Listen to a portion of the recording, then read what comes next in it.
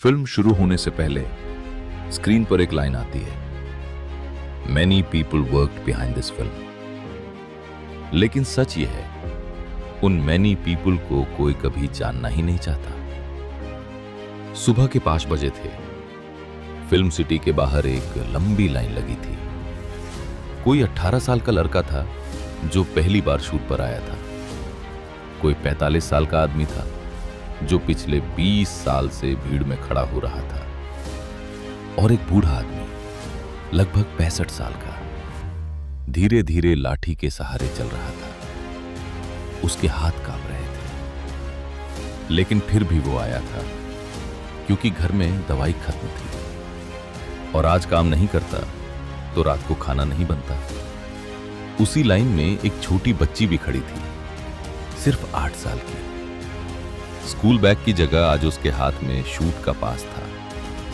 नींद से भरी आंखें, बाल बिखरे हुए, वो अपनी मां का हाथ पकड़कर खड़ी थी, क्योंकि उसकी मां भी एक जूनियर आर्टिस्ट थी। मां बेटी दोनों आज भीड़ का हिस्सा बनने आए थे, किसी फिल्म में जहां कैमरा शायद उनके चेहरे पर फोकस भी न करे। लेकिन घर का किराया कैमरे का फोकस देखकर नहीं भरता। सुबह 7 बजे सबको अंदर बुलाया गया। एक आदमी जोर से चिल्लाया, जूनियर आर्टिस्ट इस तरफ। बस इतनी सी पहचान थी उनकी। कोई नाम नहीं, कोई इज्जत नहीं, सिर्फ जरूरत। किसी को बाराती बनना था, किसी को हॉस्पिटल का पेशेंट, किसी को रोड पर चलता हुआ आदमी, और वो बूढ़ा आदमी, उसे मंदिर के बाहर बैठा भिखारी बना दिया गया, क्योंकि डायरेक्टर को रियल फेस चाहिए था। किसी ने नहीं पूछा कि वो एक्टिंग कर रहा है या सच में जिंदगी से हार चुका है। धूप बढ़ती गई, घंटे गुजरते गए, लेकिन जूनियर आर्टिस्ट का समय कभी खत्म नहीं होता। हीरो के लिए वैनिटी वैन थी, एसी था, कॉफी थी, और इधर 50 लोग एक कोने में खड़े थे, पसीने में भीगे हुए, भूखे, थके हुए। लेकिन फिर भी जब कैमरा ऑन होता, सब मुस्कुराते, क्योंकि उन्हें सिखा दिया गया था, कैमरे के सामने दर्द नहीं दिखता। वो छोटी बच्ची दोपहर तक थक चुकी थी। उसने धीरे से मां से पूछा, मां, घर कब जाएंगे? मां ने पानी पिलाते हुए कहा, बस बेटा, एक शॉट और। लेकिन वो एक शॉट शाम तक चलता रहा। उधर वो बूढ़ा आदमी बार बार खांस रहा था। किसी ने कहा, दादाजी बैठ जाइए। उन्होंने मुस्कुराकर कहा, बैठ गया तो अगली बार काम नहीं मिलेगा।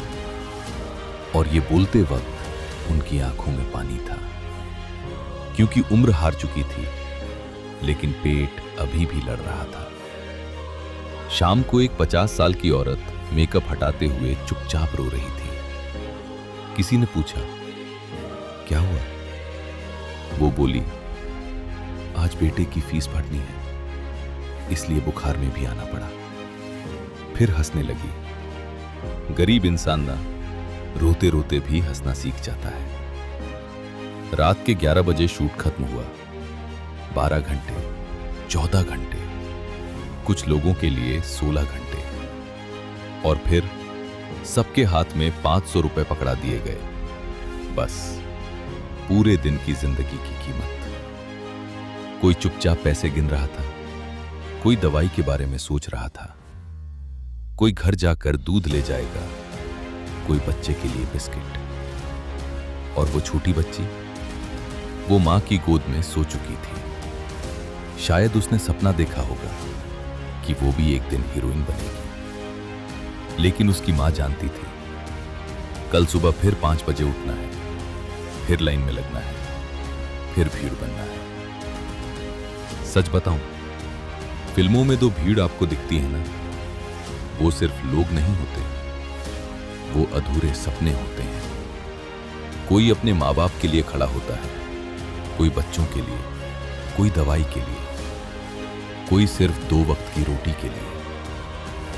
और सबसे दर्दनाक बात, कैमरा बंद होने के बाद कोई उन्हें याद नहीं रखता। लेकिन फिल्म खत्म होने के बाद जब थिएटर में तालियां बजती हैं ना, तो उन तालियों में इन लोगों का पसीना भी शामिल होता है, उनके आंसू भी, उनकी भूख भी, उनकी टूटी हुई उम्मीदें भी। इसलिए अगली बार जब किसी फिल्म में भीड़ देखो ना, तो 1 सेकंड के लिए उन चेहरों को ध्यान से देखना।